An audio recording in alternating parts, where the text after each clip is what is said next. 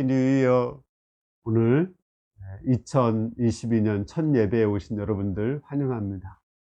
오늘 말씀을 통해서 예수님께서 12제자를 부른 것이 차선의 선택이었다는 것을 배울 수 있기를 기도합니다. 오늘 말씀의 제목은 12제자를 부르신 것은 차선의 선택이었다입니다. 말씀은 누가복음 6장 12절에서 19절입니다. 9절은 13절입니다. 발금에 그 제자들을 부르사 그 중에서 12를 택하여 사도라 칭하셨으니, 예수님이 평생 하신 일을 두 가지를 찾는다면 저는 십자가에 죽으시고 부활하셔서 복음을 완성한 일, 또 하나는 제자를 양성한 일이라고 생각됩니다. 우리나라 속담에 호랑이는 죽어서 그 가죽을 남기고 사람은 죽어서 이름을 남긴다, 이런 말 있죠. 저는 성경 안에서는 사람은 죽어서 제자를 남긴다, 이렇게 좀 바꿨으면 좋을 것 같습니다. 근데 예수님은 12제자를 양성했는데 그 12제자 양성이 최선의 선택이 아니라 차선의 선택이었다는 것을 오늘 말씀을 공부하면서 배우게 되었습니다. 왜 예수님이 12제자를 양성한 것이 차선의 선택이었는가를 배울 수 있기를 기도합니다. 12절을 보겠습니다. 이때 예수께서 기도하시러 산으로 가사 밤이 새도록 하나님께 기도하시고, 예수님이 밤새 기도하셨어요. 밤새 철야 기도를, 또 산 기도를 하셨습니다. 저는 예수님이 겟셋마네 동산에서 기도한 것은 좀 잘 이해가 됐거든요. 왜냐하면 그 십자가를 지기 싫은데 그 십자가를 져야 되니까, 그 십자가를 지고자 하는 하나님의 뜻을 영접하고 힘을 얻고자 하는 그런 기도로 저는 영접이 되었습니다. 그런데 왜 여기서는 밤이 맞도록, 또 하나님의 아들이 밤이 맞도록 기도했을까, 이런 생각을 해봤습니다. 이것은 예수님도 엄청나게 고민하고 결단을 했다는 것을 의미하는 것입니다. 우리 한국 UBF를 시작했던 이사무엘 총사가 60년대 우리 한국 학생들에게 선교헌금을 가르칠 때 밤새도록 기도하고서는 결단을 했다고 그렇게 해요. 어떤 그런 고민이 있지 않았는가, 이런 생각이 듭니다. 그러면 도대체 예수님의 고민은 무엇이었을까요? 예수님은 지금까지 서기관과 바리새인들을 돕고자 했습니다. 근데 그 서기관과 바리새인들을 돕고자 한 것은 그 지금만 돕고자 한 것이 아니라 이스라엘 민족 역사가 시작된 이래 한 1000년 정도 그들을 돕고자 한 거예요. 그들을 통해서 세계 만민을 구원하고자 하는 큰 소망을 이루고자 했습니다. 그런데 그들이 예수님을 영접하지 않았어요. 준비시켰는데 예수님을 영접하지 않았어요. 뿐만 아니라 예수님이 그들의 죄를 책망했는데도 회개하지 않았습니다. 이런 시점에서 이 서기관과 바리새인들을 계속적으로 도와야 되는가, 아니면 다른 방안을 선택해야 되는가, 이런 고민이 있었던 것입니다. 물론 서기관과 바리새인을 돕는 것이 최선의 선택이에요. 왜냐하면 이들은 학식도 뛰어나고 열심도 있고 또 정말 목숨을 버리고자 하는 그러한 마음도 있거든요. 그 가장 대표적인 예가 사도 바울이죠. 사도 바울이 변화되었을 때 사실은 12제자가 한 일보다 더 큰 일을 많이 했습니다. 이렇게 사도 바울처럼 이들이 변화된다면 크게 쓰임받을 수 있는데, 문제는 이들이 아무리 책망을 해도 그들의 죄악을 회개하지 않는 것입니다. 이런 상황 속에서 예수님은 차선의 선택으로 아직 준비되지 않은 12제자를 선택해야 되는가, 이런 고민을 하셨던 것입니다. 그리고 이제 예수님이 생전에 이 바리새인과 서기관을 더 이상 도울 수 없다는 그런 절박한 마음으로 예수님은 차선으로 아직 준비되지 않은, 또 인간적으로 많이 부족한 그 12제자를 선택을 하신 것입니다. 우리도 어떤 방향을 결정할 때, 또 지금까지 해오던 그 방향을 수정할 때, 이럴 때는 정말 밤이 맞도록 기도를 하게 됩니다. 또 밤이 맞도록 기도하고 12제자를 선택한 것을 볼 때 제자 양성이 얼마나 하나님이 기뻐하시는 하나님의 뜻인가를 알 수 있습니다. 제자 양성은 신약에서만 시작된 것이 아니라 하나님이 아브라함, 이삭, 야곱을 제자 양성했고 거기서 12 지파장들이 나왔습니다. 그와 같이 이 제자 양성이 하나님의 뜻인 것입니다. 우리가 죽은 후에 남는 것이 제자거든요. 그래서 그 하나님의 뜻을 영접하고 그 서기관과 바리새인이 아닌 그 어부와 같은 평범한 그 제자들을 부르시고 그들을 통해서 세계 선교 역사를 섬기고자 예수님은 결단을 하셨습니다. 13절을 보겠습니다. 밝음에 그 제자들을 부르사 그 중에서 12를 택하여 사도라 칭하셨으니, 예수님은 그 12제자를 부르셔서 사도라고 칭하셨습니다. 사도라는 말은 전권대사라는 말이거든요. 그러니까 사도는 예수님과 동일한 권위가 있어요. 그래서 예수님이 하시는 일을 똑같이 했고요. 또 예수님이 그 주신 그 권위를 가지고 성경을 썼기 때문에 그들이 쓴 성경이 이제 우리 정경에 올라가 있는 것입니다. 그들이 부족하고 연약하지만 그들이 쓴 편지가 성경이 된 것입니다. 근데 사실은 이 12제자들은 많이 부족하거든요. 우리가 3년 동안에 그들의 삶을 보면 알듯이 베드로는 예수님을 3번 부인하게 되죠. 요한과 야고보는 시기심을 가지고 베드로와 갈등을 하게 됩니다. 예수님이 십자가에 죽을 때 12제자들은 다 예수님을 버리고 도망가죠. 도마는 예수님을 이렇게 부활했다는 말을 듣고도 믿지 못하고 의심을 합니다. 빌립은 예수님을 예수님께 하나님을 보여달라고 해요. 이렇게 부족하고 연약한 자들입니다. 예수님이 부활했을 때도 그 부활을 믿지 못하는 자들이 있었다고 해요. 그렇지만 예수님은 그들을 사도라고 칭하셨습니다. 그것은 예수님의 믿음이고 사랑이었습니다. 예수님은 이들이 사도행전의 사도로 변화될 수 있다는 소망을 가지고 그들을 사랑하셨습니다. 그런 사랑이 그들을 사도로 변화시킨 것입니다. 물론 이러한 예수님의 소망과 믿음만을 가지고 변화된 건 아니죠. 이들이 십자가와 부활의 복음을 알고 성령을 충만히 받았을 때 그들이 사도행전의 사도로 변화되었습니다. 그러니까 우리가 사도로 변화되기 위해서는 무엇보다도 하나님의 그 믿음, 소망, 부르심이 우리에게 있어야 됩니다. 뿐만 아니라 우리가 십자가의 복음을 알고 성령을 충만히 받을 때 우리가 예수님의 사도로 쓰임받을 수 있습니다.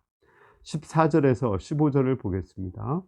곧 베드로라고도 이름을 주신 시몬과 그의 동생 안드레와 야고보와 요한과 빌립과 바돌로메와 마테와 도마와 알페오의 아들 야고보와 셀로신이라는 시몬과 야고보의 아들 유다와 예수를 파는 자들 가론 유다라. 여기 보면 예수님이 부르신 12제자의 명단이 나옵니다. 대부분 이렇게 어부 출신들이 중심이 됐어요. 베드로, 요한, 야고보, 안드레, 이 어부 출신들입니다. 어부 출신들은 학식이 그렇게 뛰어나지는 않습니다. 그렇죠? 뭐 어부하는데 그렇게 많은 공부할 필요가 없잖아요. 거기에다가 이제 열혈당원, 그 독립운동하던 사람 세리 좀 공부를 했다고 하면 세리 같은 매국노, 마태 이런 사람이 있었고요. 현실주의자 도마가 있었고 또 그 여기에만 이름이 나오는 몇몇 사람도 있었습니다. 이들은 정말 부족하고 연약한 자들입니다. 그런데 왜 예수님은 이들을 부르셨을까요? 물론 이들을 부르신 것이 아까도 얘기했지만 최선은 안 해요. 하나님께 드릴 때는 최선을 드려야 돼요. 가장 똑똑하고 가장 훌륭하고 또 가장 명석한 사도 바울 같은 자를 불러서 서기관과 바리새인을 불러야 되지만 이런 연약한 자들을 예수님은 부르셨습니다. 그 이유가 무엇일까요? 이들이 차선책이었지만 이들이 아주 훌륭한 점이 하나가 있었습니다. 그것은 뭐냐면 이들은 배우고자 하고 겸손했다는 거예요. 순종하는 사람이었어요. 힘없이 예수님을 배우고자 했고, 또 하나 이들이 비록 잘못할 때도 있었죠. 예수님을 3번 부인할 때도 있었고 시기하고 경쟁할 때도 있었습니다. 그러나 예수님이 책망하고 사랑했을 때 이들은 바로 회개할 수 있는 사람이었습니다. 겸손한 것은 배우고자 하는 것이고 회개하고자 하는 것이죠. 가장 좋은 것은 물론 똑똑하면서 겸손한 거예요. 근데 똑똑하면서 교만한 사람은 쓸 수가 없습니다. 그러나 좀 부족하더라도 겸손하면 쓰죠. 사도 바울도 쓰임받을 수 있었던 것은 그가 똑똑하지만 겸손했기 때문에 그렇습니다. 하나님은 특별 장치로 그를 겸손하게 만들기 위해서 사단의 가시를 두었다고 하죠. 학자들에 의하면 그것이 간질병이라고 해요. 하도 능력이 많고 이러니까 교만이 독버섯처럼 올라오기 때문에 간질이라는 재갈을 그 입에 물려서 그를 겸손하게 해서 쓴 것입니다. 어쨌든 우리가 아무리 똑똑한 사람이라도 겸손해야 쓸 수가 있습니다. 가장 최선은 열심히 공부하고 똑똑해져서 겸손한 것입니다. 차선은 좀 공부를 못하고 부족하고 연약하더라도 겸손한 것입니다. 저는 참 공부도 못하고 부족한 차선입니다. 그런데 거기다가 또 교만까지 했어요. 하나님은 저를 많이 꺾으시고 훈련시키셔서 겸손하게 하셔서 또 지금도 겸손하게 만들어 가셔서 차선책이지만 저와 같은 자를 쓰고 있습니다. 17, 18절을 보겠습니다. 예수께서 그들과 함께 내려오사 평지에 서시니 그 제자의 많은 무리와 예수의 말씀을 듣고 병고침을 받으려고 유대 사방과 예루살렘과 두로와 시돈의 해안으로부터 온 많은 백성도 있더라. 더러운 귀신에게 고난받는 자들도 고침을 받은지라. 여기서 보면 예수님이 이제 12 제자를 부르시고 평지에 와서 하신 일이 나오죠. 그래서 천국 복음을 전하고 병든 자를 고치고 귀신을 쫓아내는 그런 일을 한 것입니다. 제자들이 해야 될 일도 이러한 일을 하는 거죠. 천국 복음을 전하고 현실 문제를 돕고 귀신을 쫓아내서 영적인 문제를 도와줘야 되는 일을 해야 됩니다. 그런데 이 일을 하기 위해서 제자들이 해야 될 일은 두 가지가 있습니다. 첫 번째는 예수님과 함께하는 생활입니다. 예수님을 끊임없이 배워야 돼요. 아니면은 예수님을 배우는 사람들과 함께하면서 끊임없이 예수님을 배우는 생활을 해야 됩니다. 두 번째는 아까도 말한 것처럼 겸손하게 순종해야 됩니다. 또 잘못했을 때는 회개해야 돼요. 겸손, 이것이 제자들에게 가장 중요한 덕목인 것입니다. 그들이 겸손하고 또 겸손을 가르치는 삶을 살아야 돼요. 그래야지 주님이 일하십니다. 여기 보면 예수님이 내려오셨을 때 많은 병자들을 고치는 능력이 나타났거든요. 예수님에게서 능력이 나타나는 거 당연한 것 같지만 그렇지 않습니다. 그 예수님이 고향에 갔을 때 사람들이 예수님을 불신하자 그들에게는 예수님의 능력이 나타나지 않았습니다. 예수님이 아무 권능도 행하실 수 없었다고 했어요. 우리가 겸손할 때 예수님은 능력을 행하실 수가 있습니다. 제자들도 예수님과 함께하면서 또 다른 제자들을 세울 때 겸손을 가르치고 순종을 가르치고 예수 그리스도의 복음을 가르쳐야 됩니다. 그때 예수님의 능력이 나타나서 그들을 치료할 수 있습니다. 결론적으로 우리가 죽어서 남는 것이 무엇일까요? 그것은 그 복음을 전하는 12 제자 그처럼 한 사람 제자가 남는 것입니다. 내가 해야 될 일은 복음을 잘 알아야 돼요. 예수 그리스도의 복음, 은혜의 복음, 십자가의 복음, 부활의 복음, 하나님 나라의 복음을 잘 이해를 해야 됩니다. 그리고 이것을 이해한 제자를 양육해야 됩니다. 근데 그 제자를 양육하는 방법은 크게 두 가지라고 했죠. 첫 번째는 예수님과 함께하는 생활입니다.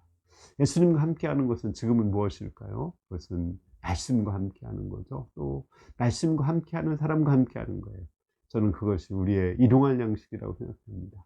우리 60년대부터 우리는 일용할 양식을 시작했죠. 요즘에 유기성 목사를 통해서 예수 동행일기 쓰기 운동이 벌어지고 있습니다. 근데 그것은 우리는 아주 오래전에 한 거예요. 우리는 일용할 양식을 통해서 이렇게 하루에 일기, 영성일기를 쓰기 시작했습니다. 이것이 우리 가운데 새롭게 붐이 일어납니다. 올해 우리가 새로 맞이해서 예수 동행일기 쓰는 운동을 벌여야 되겠습니다. 말씀에 기초해서 내 삶을 돌아보고 한 해의 방향을 잡는 것입니다.